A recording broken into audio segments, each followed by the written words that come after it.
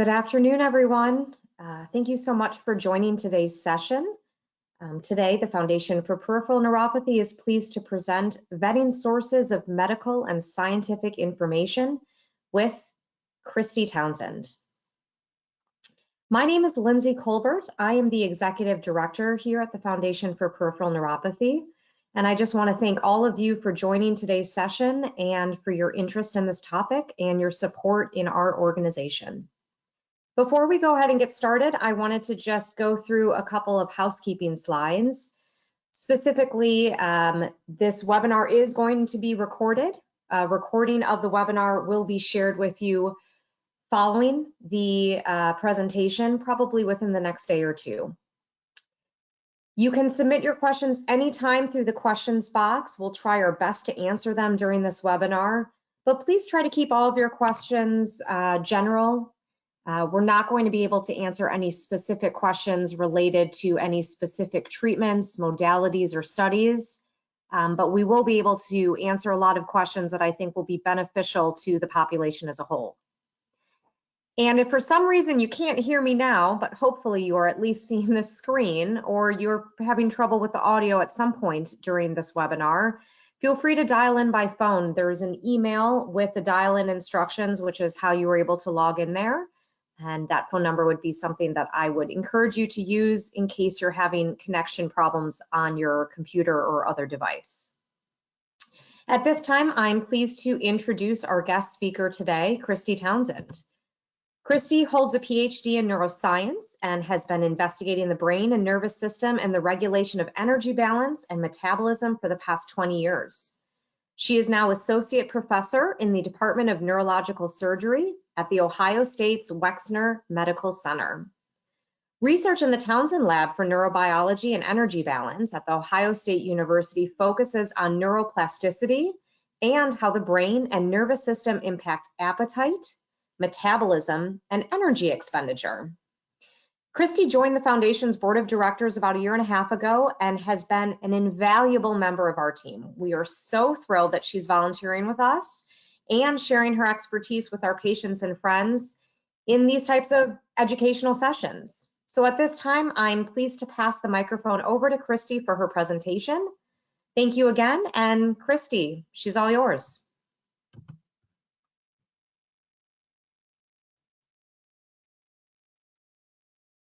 All right, great. I was just unmuting myself, so hopefully you can all see and hear me now. So I'm really happy to be here today to talk to you about a topic that's really been of great interest to me for my whole career, and that's how we can use critical thinking and science to vet different medical claims. And obviously today we're going to specifically think of this in the context of peripheral neuropathy.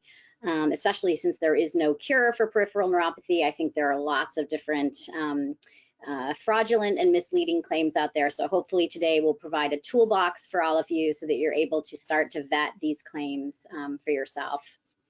But I do need to start with some disclaimers. So today's discussion is really a reflection of my own personal advice and how I vet medical information for myself to determine what's accurate versus the status of the medical research literature. I am not a medical doctor, so nothing today should be considered medical advice, and I'm giving my own opinions today, nothing that reflects the opinions of my employers. Okay, so let's start with this term snake oil, which I'm sure everybody has heard in various different contexts, meaning a quack remedy or a panacea. This term actually came from the 1800s and originated with an effective medical treatment. So starting in China, there was snake oil that was high in omega-3 fatty acids and was a very effective medicine at the time.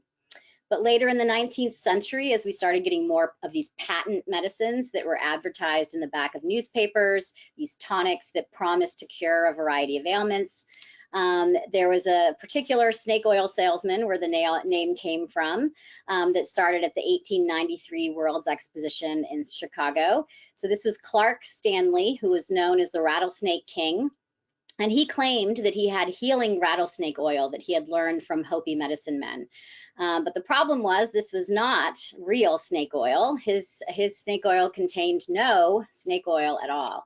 So that's where we get the term. It also led soon after to sort of a predecessor to the FDA, which was the 1906 Pure Food and Drug Act that started regulating the sale of these patent medicines, just like the bottle you see on the right.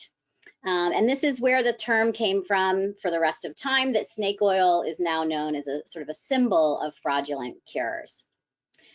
So the goal of today's webinar with the foundation is really this idea of caveat emptor, which is buyer beware. So a lot of business people out there are trying to get hard-earned dollars from patients and people suffering from different ailments, especially those that have no cure right now, like peripheral neuropathy.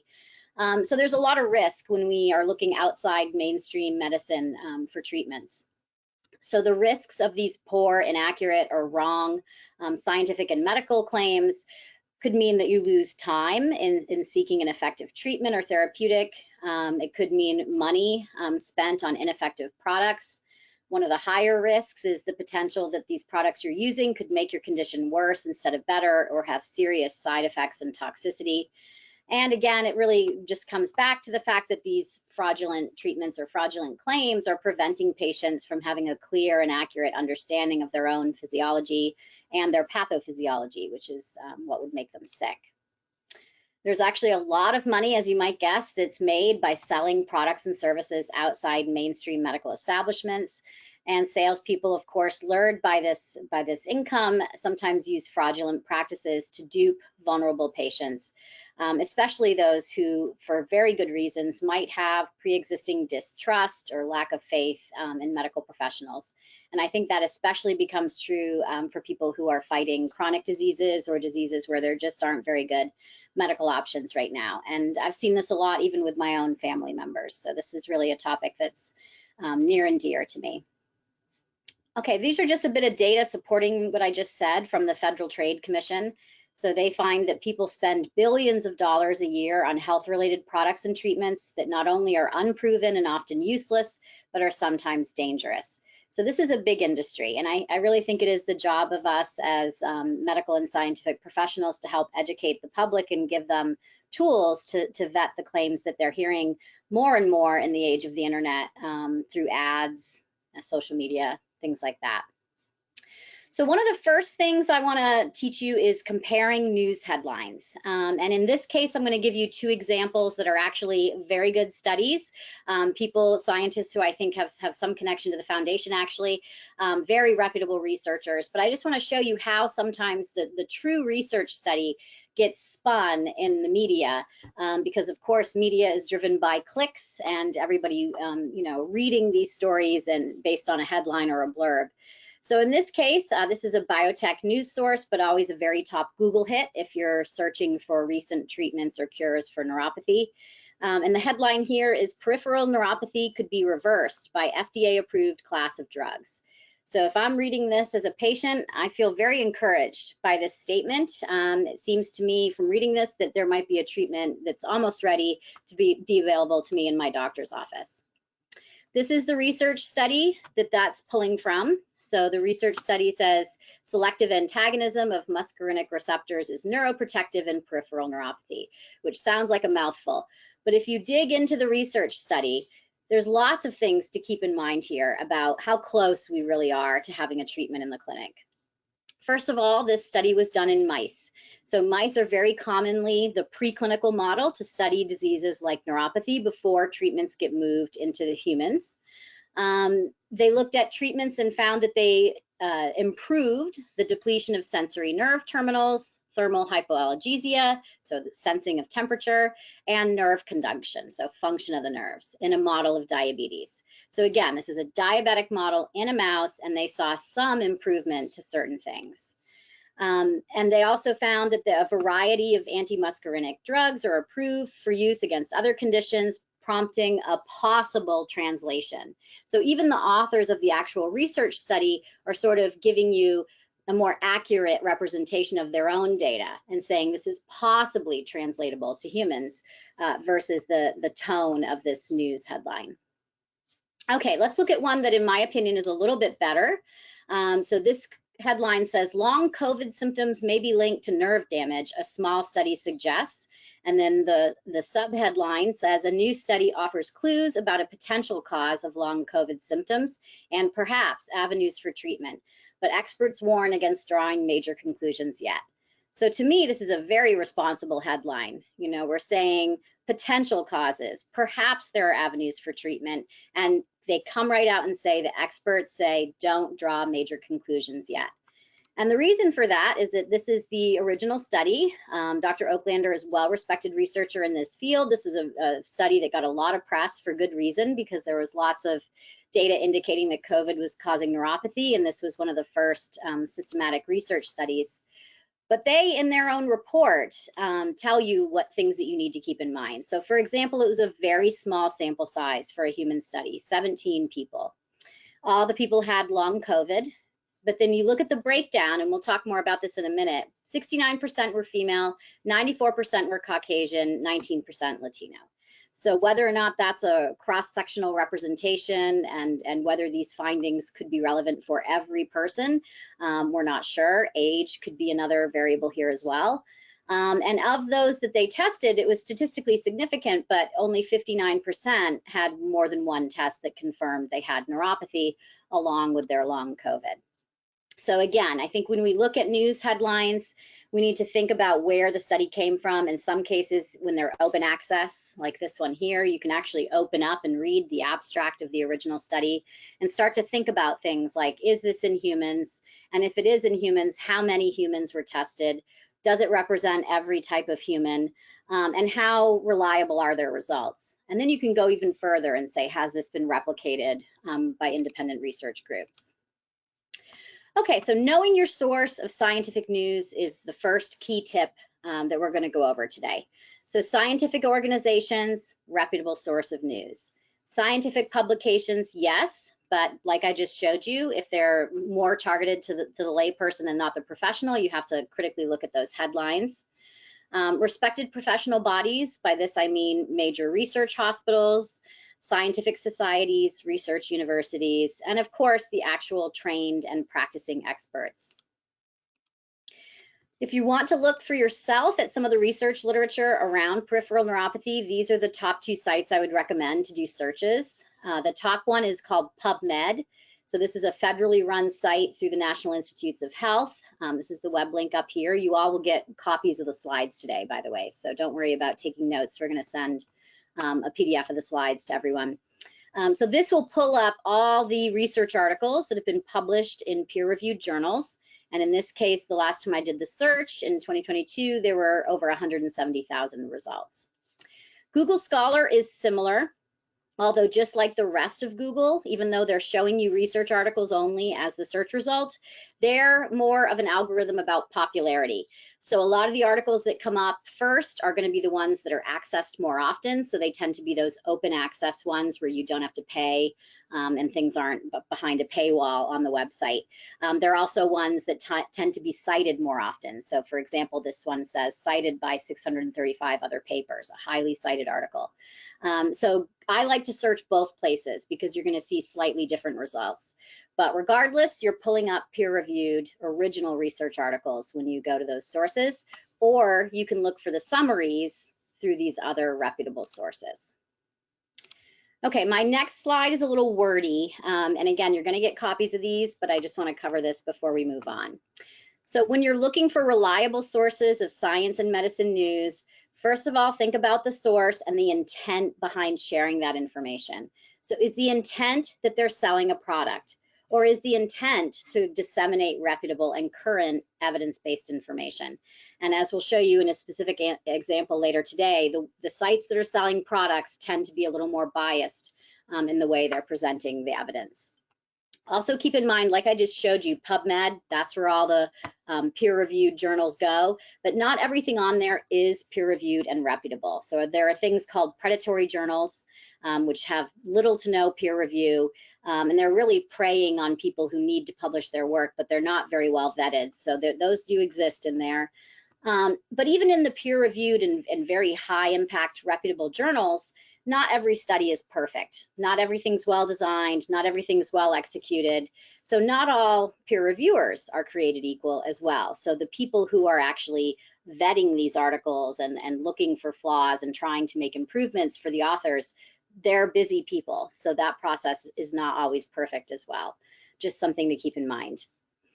In addition, not all research studies are reproduced and hold up over time and with further study. And this is one of my favorite things about scientific research, is that it's self-correcting. So over time, more work is done, the scientific record is updated, new information is integrated, so we're constantly learning and improving. And then, of course, when you're looking at studies, think about those caveats. Is there a low sample size that isn't representative, or that could be tricking the statistical tests? Or maybe the model system isn't relevant for humans. So a lot of our preclinical models are very close to humans and very good models to study before we move findings into people, but it isn't always perfect. There are definitely going to be differences. So a little bit more about reliable sources. So a lot of scientists and doctors now are on Twitter, so you can actually follow researchers and clinicians themselves and see what they think about the studies they're posting. Science communicators and journalists usually are highly trained in science, and they're very good at breaking down the different scientific studies for a lay population. And as I mentioned on the previous slide, university press, hospital newsletters also have very highly trained scientific writers. But if you really want to see what's currently happening, so the current research that's actively ongoing in laboratories and clinics right now, you really would need to go to scientific and medical conferences or look at what's funded currently for grants or for clinical trials. But often, again, there are journalists who cover this, and you can find online news covers or posted talks from these meetings, these conferences.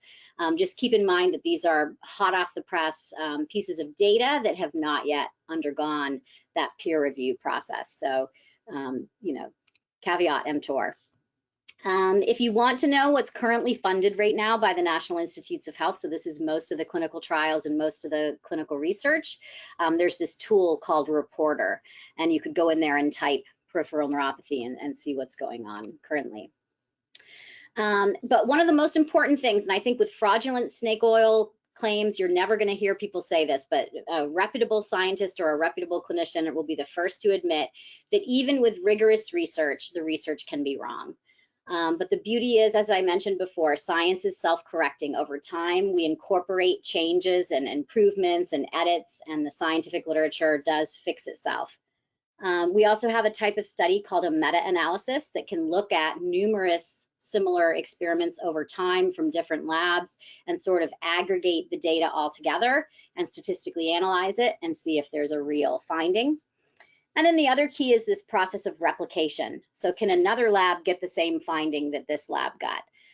Clinical trials will often be run across multiple hospital sites so that a finding is not just due to one site and their patient population and how good their clinicians are. They do it across multiple sites to replicate and increase the rigor.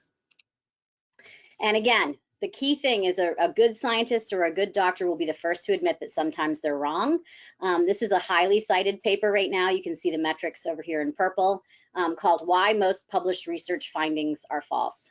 So even though peer review and the scientific process is the best way to do things, the first thing we can admit to ourselves is sometimes things are wrong, and we need to be open to that. That's a key part of critical thinking. Okay, so let's move more deeply into how you look at medical claims you might be seeing or hearing to figure out if they're rooted in science and medical evidence.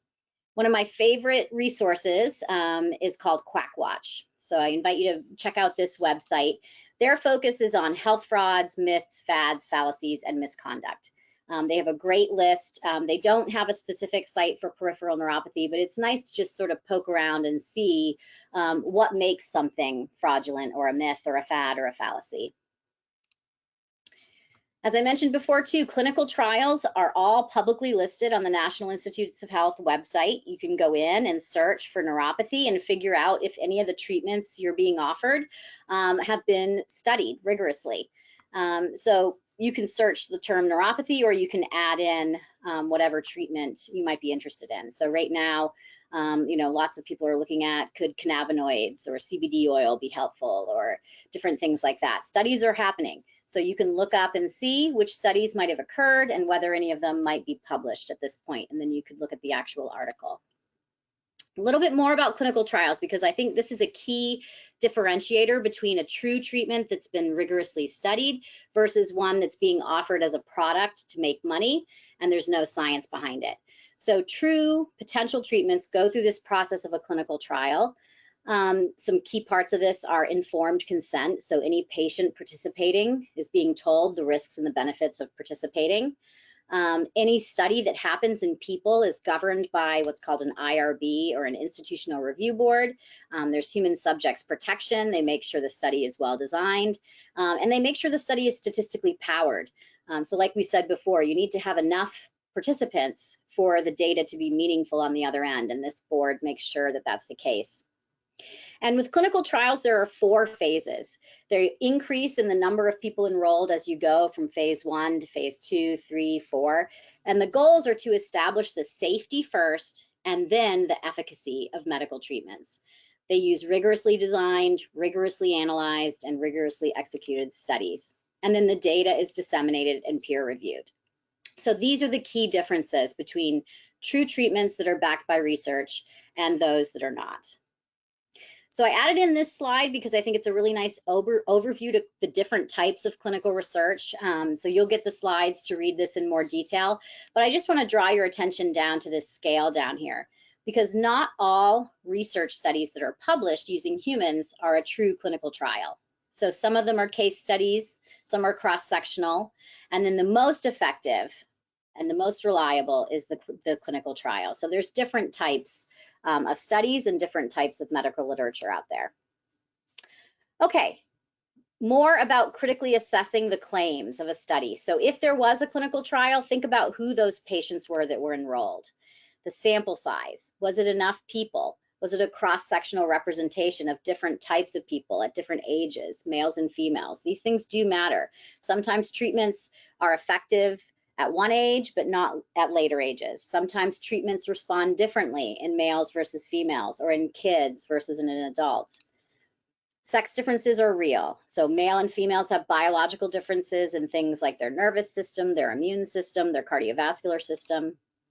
There's also regional differences. So testing something in a population where there's a lot of groundwater pollution versus in a city, or versus in, groups, different racial and ethnic groups, you're going to see differences in the data. So we need to make sure that the data is representative and cross-sectional.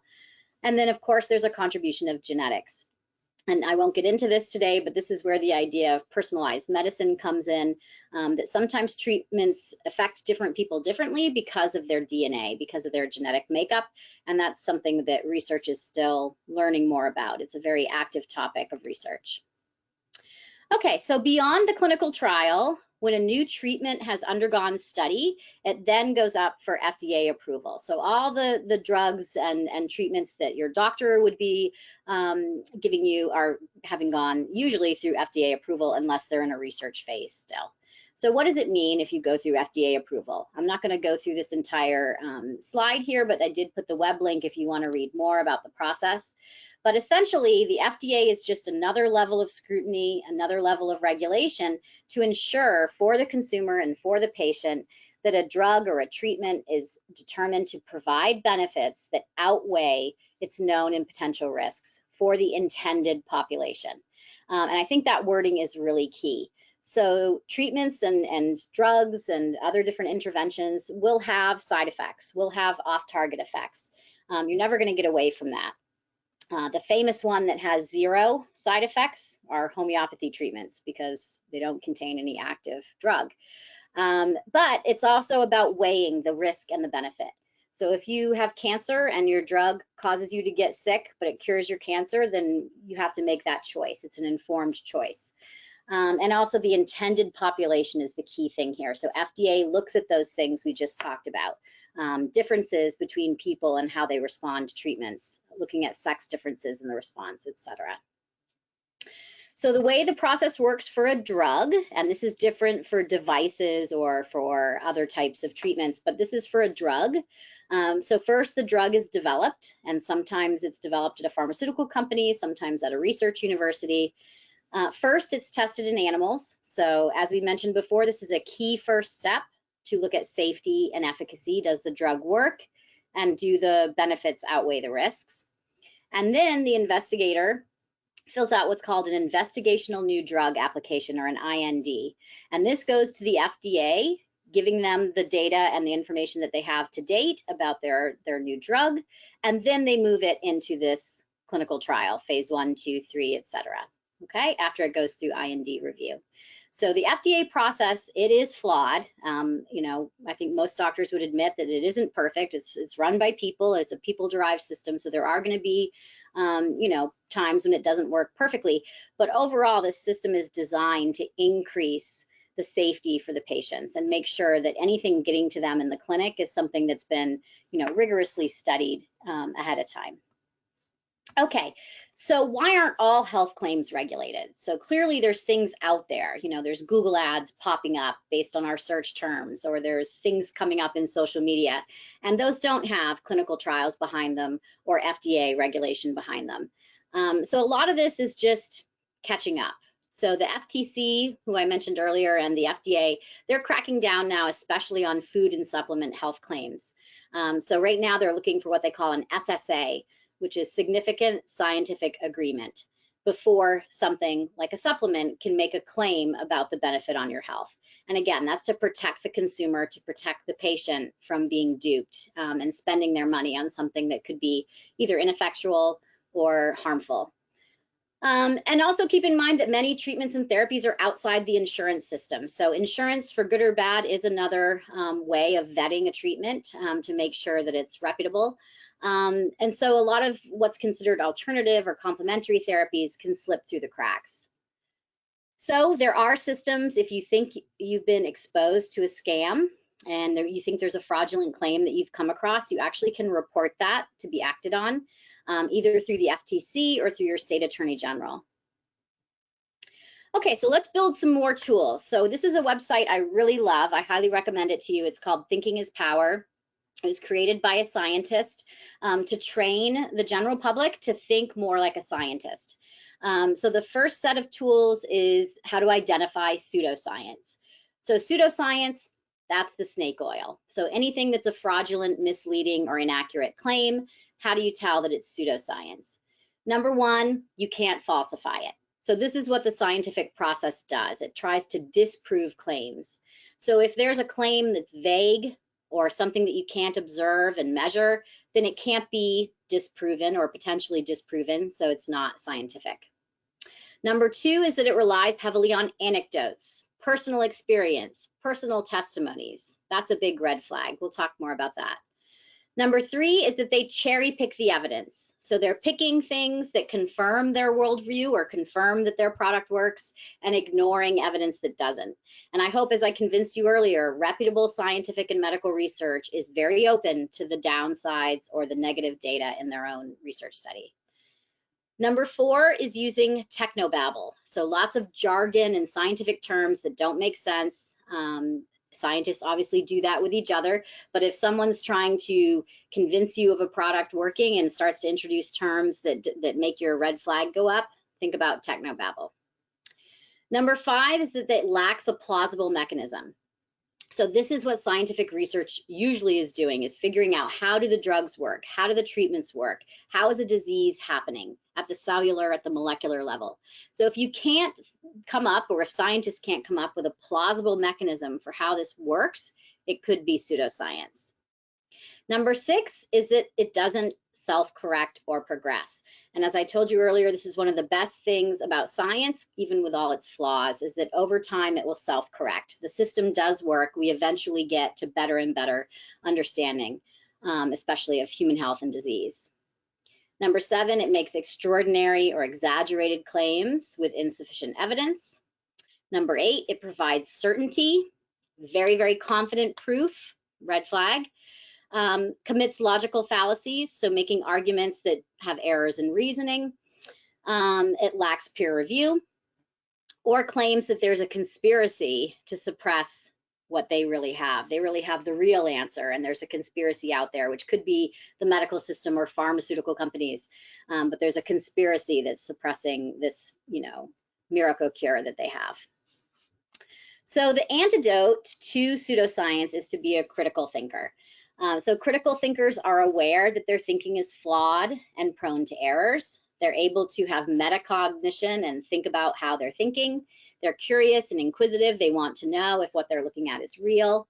They separate their identity from their beliefs. They welcome criticism. They use evidence to arrive at conclusions. They have a healthy level of skepticism. They avoid black and white thinking, and they're okay with ambiguity and uncertainty, which are big parts of science and medicine, and they remain humble. So keeping this toolbox in mind, we're going to go through some examples in a few slides. Again, underscoring the fact that reputable science and medicine will be the first to admit they're wrong. I love this paper that I came across from a dental group called 15 Common Mistakes Encountered in Clinical Research. I think this is just fantastic, and I'm just showing you the subheadings of the article, but I think this is open access, so you can get the whole thing online. But number 7 here is failure to implement adequate bias control measures. So I think this is a common thing that patients are told when they're led to mistrust or not believe the medical experts, is that there's some sort of bias in this clinical trial process or in the way that doctors are prescribing drugs. And I have to tell you that the system probably isn't perfect yet, but it's improving all the time. But you might be wondering, is pharmaceutical company sponsored research biased? Or are these doctors prescribing me this drug? Are they biased? They could be. But there's a lot of work that's been done to try and remove that bias. And even in recent years, there was what's called the Sunshine Act in 2010 that made sure that people are disclosing what used to be called kickbacks. And also in a lot of parts of this act forbade doctors from receiving financial incentives to prescribe drugs.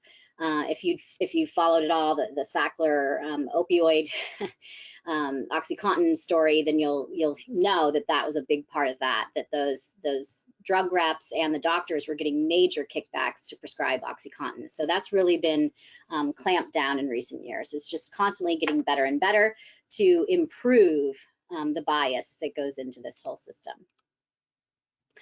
Okay, and lastly, this term I really like, which is evidence-based medicine. So this is what most doctors are practicing, and I'm going to draw you to this definition here, but they're showing you the definition evolving over the years from 1996 to 2000 to later. So it's the integration of the best available research evidence with clinical expertise, so people with boots on the ground actually treating patients, and incorporating patient values, so that care-centric approach. And taking all of those together, that's evidence-based medicine.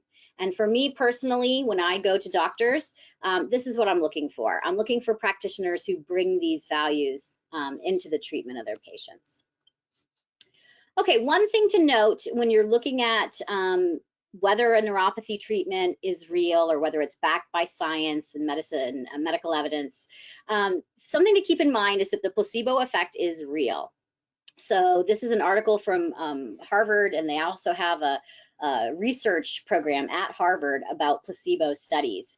So they found from doing research on the placebo effect that healing itself can arise from the medical ritual, the context of treatment, and the patient-provider relationship that power imagination, hope, and expectation. So this is psychology, okay? Our brains are very powerful.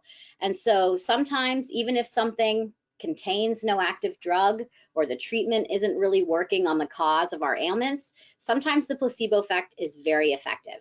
So I would say if something's working for you and it's working consistently and you're able to afford it and it's not causing you any harm, then let's just embrace that our brains are able to do this placebo effect, and that's a beautiful thing when it works.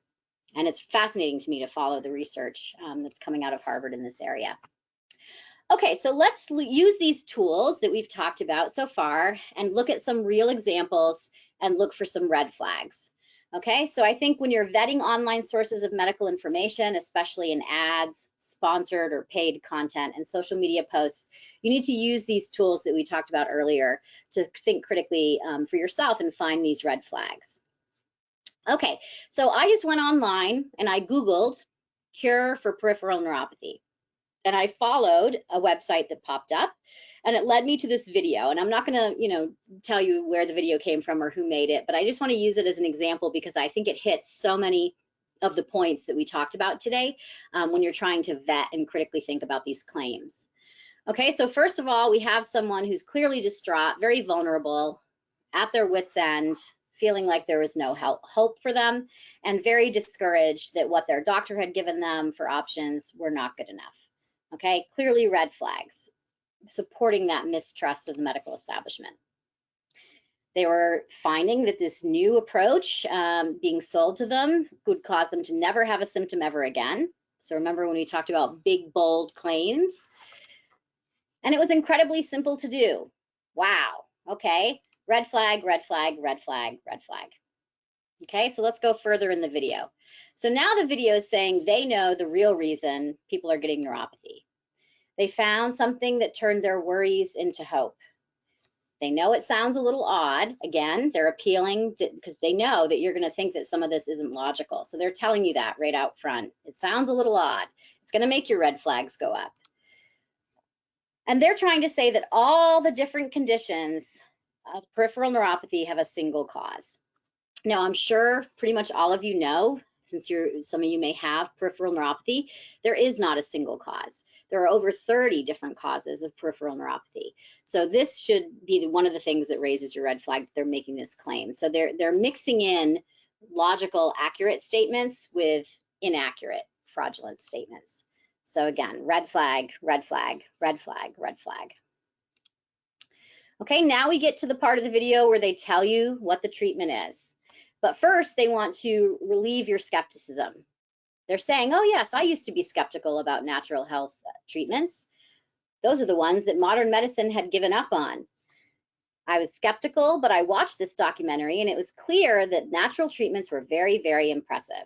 So we've got anecdotal evidence, we've got fostering a mistrust of modern medicine, red flag, red flag, red flag, red flag. I want to say that mainstream medicine is not at all dismissive of alternative and complementary therapies. There's actually a whole center at the National Institutes of Health, where I put a web link here, that does research on complementary health practices. So a lot of research ongoing about acupuncture and peripheral neuropathy, things like that. So it's not that mainstream science and medicine dismisses them, it's that they want evidence. They want scientific studies, just like a drug goes through for the FDA. So keep that in mind and check out this website if there are any complementary therapies that you want to look into. Okay, so now in the video they're saying my nerve pains were getting so bad, I was prepared to take a leap of faith. Okay, so appealing to desperation and frustration with what's available for treatments. This particular treatment is trying to tell us that every single cause of neuropathy comes down to the gut. And again, they're trying to relieve your skepticism here by saying, I found that a bit weird too when I first heard about it. And then comes the ask. They're selling you a product. They want to sell you a system to teach you how to eat well so that your gut is happy so that you cure your peripheral neuropathy. And lastly, they end by telling you it's a choice. I chose to be rid of it. So why aren't you choosing to add this to cart? So red flag, red flag, red flag, red flag.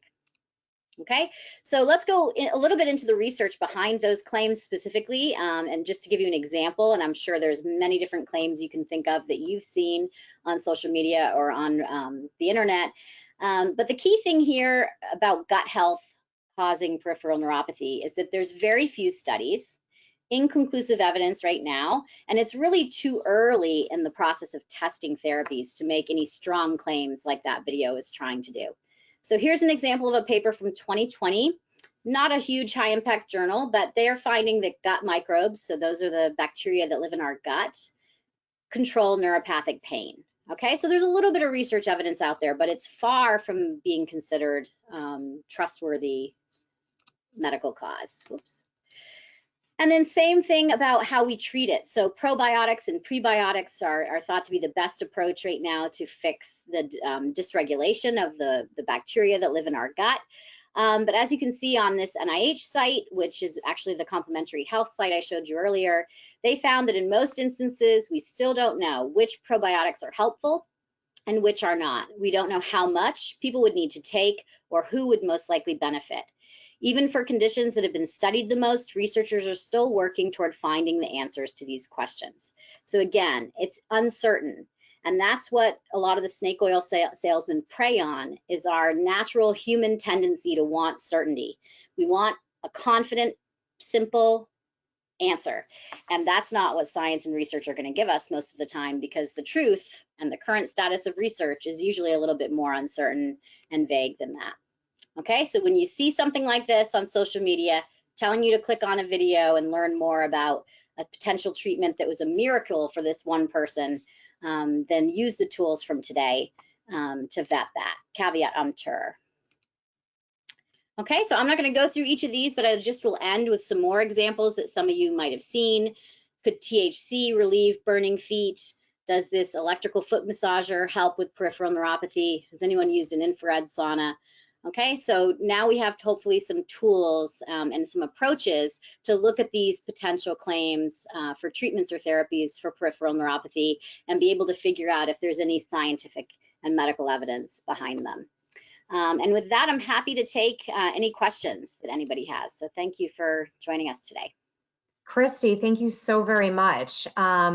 This was really fascinating, and actually quite a number of questions were received as you were talking. So we'll start with some of the generic ones, and we'll get into some of the more specific ones. So could you tell the audience how you tell the difference between a vetted journal and a predatory journal? I really actually like that word predatory, because I think it hits the nail on the head. Yeah, that's great. So number one thing I do is I look up whether the journal has an impact factor score. So the impact factor score that journals get is how often their papers are cited by other scientists in their papers. And so if a journal doesn't have a score, it could mean they're new. New journals don't get scores until they've been out for a while, or it could be that they're predatory. The other thing I do, because I get emails every single day asking me to submit or review for these predatory journals. And so the first thing I do, if I haven't heard of one, is I'll just Google the journal and go to their website and look at who's on their editorial board. So if their editorial board is not reputable clinicians and scientists that you can find a website for at a university or a hospital, then it's probably predatory. Some predatory journals don't even list anybody on their editorial board page. So I would think that those are your two top red flags. There used to be a great website that would list all the different predatory journals, but then there got to be some that were kind of a gray area, whether they were truly predatory or just didn't have very good peer review process. So that list got taken down, but those two things are what I do. That's fantastic. And as you were saying that, in my head, I was literally repeating what you were saying: red flag, red flag, red flag, red flag. So I'm hopeful that those that are watching will kind of have that. I mean, I literally can hear your voice saying that. So I'm going to be probably hearing you as I have red flags in the future. So thank you for that. But that's really helpful. So you were talking sometimes about, drugs. They haven't maybe yet received FDA approval, but they're available for compassionate use. It's probably going to be fully at the patient's expense. There's going to be no insurance coverage. Do you know offhand, in general, do referrals need to happen from a PCP for an individual to try something like this? Are there any kind of hoops or steps that someone needs to walk through in order to try something that is more for compassionate use? So compassionate use, I'm not sure, but I think, maybe what part of this question is referring to is trying some of these when they're in the investigational stage. So when they're going through research, clinical trials, they're not yet FDA approved, so they're not yet prescribed by clinicians. But if you qualify, you can join the research study. In those cases, though, you could be randomized to placebo versus drug, and you might not know. But for people, especially, I know a friend of mine going through cancer treatments right now who, drove to Boston every few weeks to get into this trial. She doesn't know if she got placebo or the drug, but she was in such a desperate situation. So there are, at the clinical trial website that we put up earlier, places to find out where trials are enrolling people.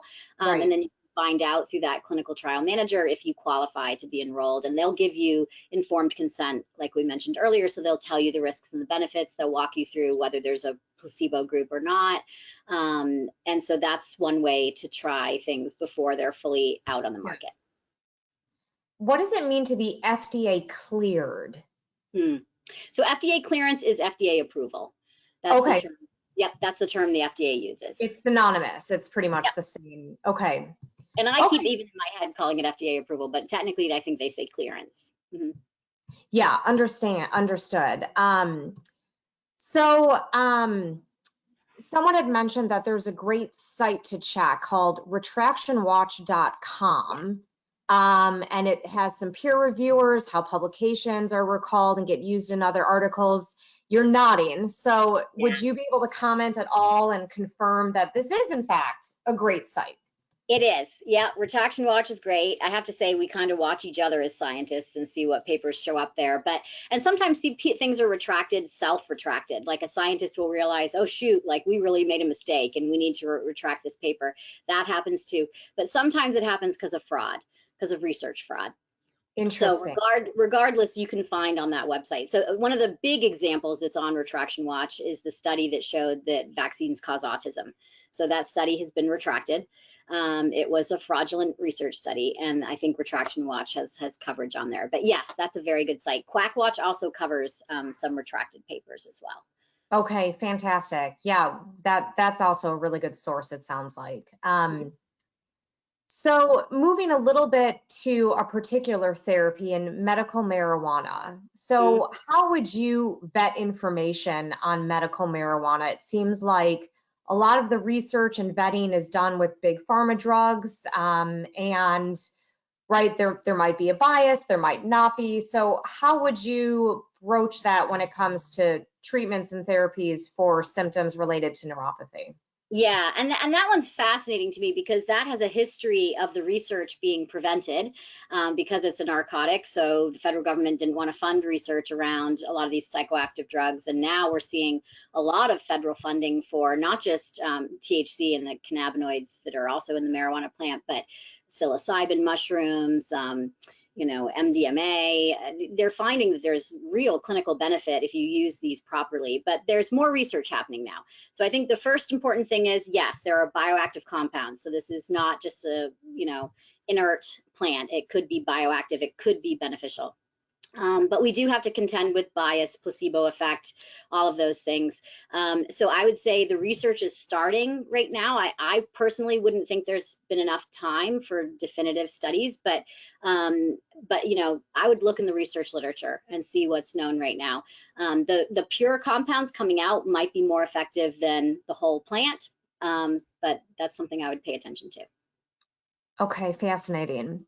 Another question that came in had to do with, it's kind of like, and I don't want to put a bad notch on chiropractors in general, but some medical practices suggesting that they can really, really help you, but they really can't, and they charge you $5,000 for a session. And by the time you just thwarted all of your life savings, so to speak, towards that therapy, that's when you kind of start realizing, oh, this isn't working. But there are other treatments that do in fact cost that much and either have a potential placebo effect or can in fact cure, or I shouldn't say cure, but manage the symptoms more effectively than some of the other treatments. So do you have any suggestions on how people can be concerned about kind of some of these expensive advertisements? I mean, we don't want to just have automatic red flags because this might actually be something that's helpful. Is the Better Business Bureau one that does the review? I mean, how can you vet that? Great question. And I think that, more people wanting to question claims they're seeing is the first step, because the reason there's so many out there is that they're profitable. I mean, that FTC number, I looked up the number for this webinar actually, and I was shocked that it was in the billions. I guess not surprised, but it's shocking to me. So my first instinct when anyone wants my money, I want to know why. And it could be that, yeah, treatments cost money. Clinicians' time costs money. Things can't be free. So that could be the reason. You're right. There could be a real treatment there. I mean, insulin right now, even with insurance coverage, is like through the roof how much it costs, right? So things do cost money. But if something is costing money, but someone's making a claim that hits one of those red flags we talked about today, there's no medical evidence to support it, or worse so, there's medical evidence out there that it absolutely doesn't work or can cause harm, then I think you really need to be skeptical. Red flag, red flag, red flag. That's right. That's right. So especially a lot of the, body work type treatments, I mean, you can't regrow your peripheral nerves by doing those. Some things might make you feel better, but I think that's where you've got to weigh, do you have disposable income to pay for those and they make you feel better, or is it not a good use of your money if you have limited budget because it's not going to reverse the course of the disease? No, that's interesting. And I think at the end of the day, and you say this, you've said this before, I know the Foundation for Peripheral Neuropathy always says this, is at the end of the day, we obviously want our patients to feel educated and supported. They can reach out to us, but also to their primary care physician or their neurologist to kind of say, hey, have you heard about this? And is this snake oil? Is this something that you think could be helpful for me? Because we don't want anyone to undergo any type of new treatment, especially one that's pricey, in this case, without discussing with their doctor to see if it also aligns with their own personal treatment plan. Absolutely. My number one piece of advice is talk to your doctor. And most doctors are keeping track of this research literature as well. I mean, they're busy, but they're happy to look it up for you. They have access to all these journals, even if they're behind a paywall. So yes, ask your neurologist or ask your doctor if you're hearing any of these claims, and I'm sure they will share literature with you. I have doctors who print out articles for me because they know I want to know. So they'll print a research article for me backing up some treatment they're doing. So yes. And, we highlighted in this session a lot of the red flags, right? Are there any specific trials or specific websites where they are legitimate? They're great. It's something great going on right now for peripheral neuropathy. I know the answer is yes, and it might be too tricky of a question for you to answer in a verbal answer at the moment, but could you maybe speak a little bit more to some of that and just kind of guide people so that they can, in fact, find the right studies and the right plans and treatment options online or in advertisements? Yeah, so I think the slide where I had the reputable sources, that's where I go. So, I think like Cleveland Clinic has great news about medical updates. They have a great website with reputable information. The Lancet, the New England Journal of Medicine, I mean, these big medical journals tend to have some news coverage as well. The very good journalistic sites like Science News is one I like. I mean, they tend to be short coverage, but they tend to be pretty accurate. But sometimes it is a matter, again, of asking your doctor, because sometimes the study comes out or the clinical trial finishes, but you don't know what's yet on the market and what's available to you through the clinic. So I think a combination of those two approaches, talking to your doctor and reading some of the reputable medical news, is helpful. Perfect. Now, kind of going to some specific therapies and vetting. So how would you go about vetting and trusting claims surrounding some vitamins and supplement usage specific for peripheral neuropathy? Yeah, so I think for peripheral neuropathy, there definitely has been very good research, including some using samples through the Foundation for Peripheral Neuropathy, looking at things like B vitamins and whether B vitamins deficiencies in some cases could cause or worsen neuropathy, and whether supplementation can be helpful. So yeah, I think there's research out there for sure. So not all supplements are bad or claiming, things that they don't do. I mean, our body needs vitamins and nutrients, and sometimes we have a genetic deficiency in an enzyme that processes things, and so we need a supplement. But again, I would just look to see, who's selling this treatment to me, what is their motivation, and what's really out there for evidence to show that there would be significant benefit. Because there can be too much of a good thing. I mean, taking too many vitamins or certain supplements have side effects or are toxic to your liver or contain contaminants. So you do have to be careful. Not everything that's natural is good. Correct.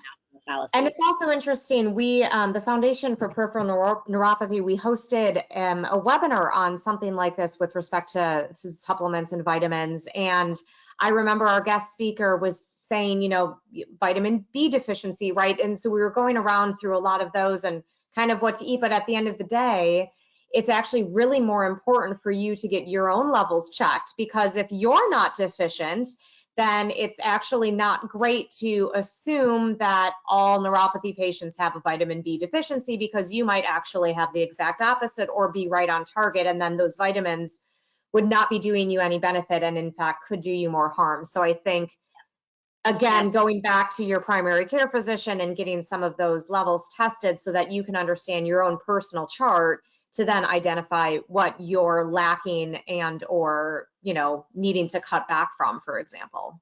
Yeah, and doctors will tell you. I mean, if they think you're deficient in iron or B vitamins or D, they'll tell you to take a supplement and buy it wherever you want, you know. So in that case, they're not trying to sell you a product. They're legitimately telling you something that you're deficient in and how to fix it. So yeah, and it's same with the food that we eat, the alcohol that we consume.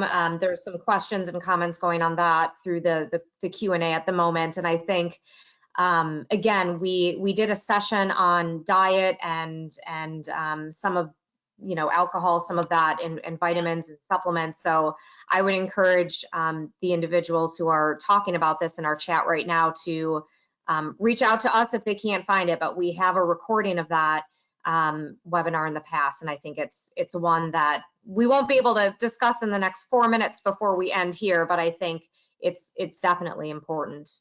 yeah, and I think general health is important no matter what your ailment is, no matter what disease or disorder, general health is important. Yeah. So mental health, physical activity, Yes. diet and nutrition. Yeah. And the last question that I want, it's slightly off topic, but it's within the realm, but slightly off topic to what we were just discussing. And apologies for not being able to answer all of the questions. These are all fantastic, and we will do our best to follow up after this webinar. But spinal cord stimulators.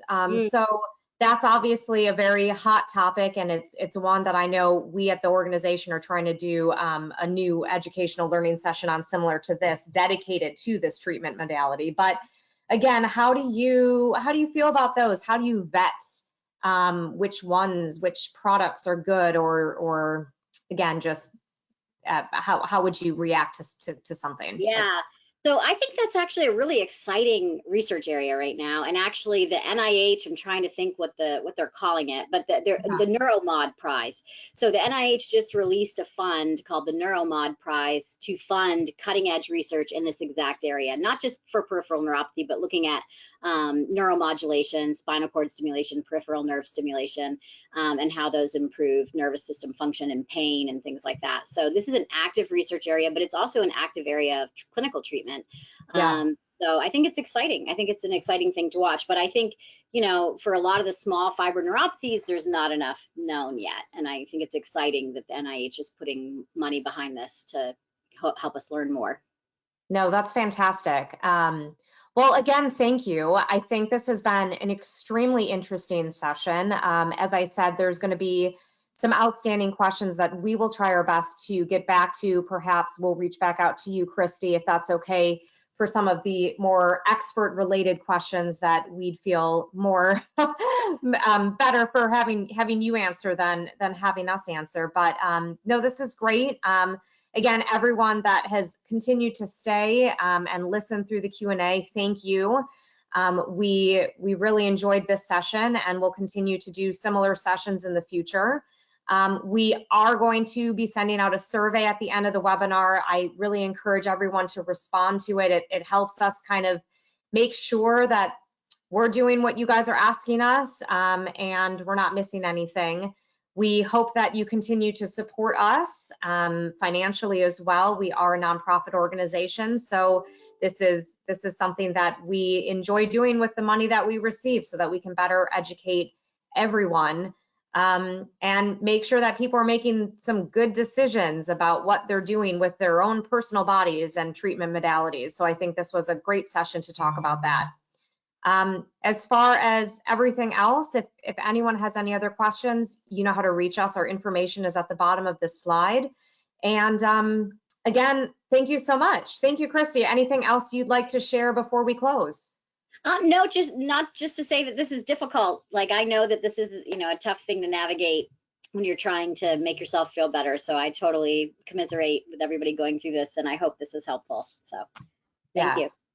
Thank you again. And thank you, everyone. Have a good rest of your day and happy spring. Bye-bye. Bye.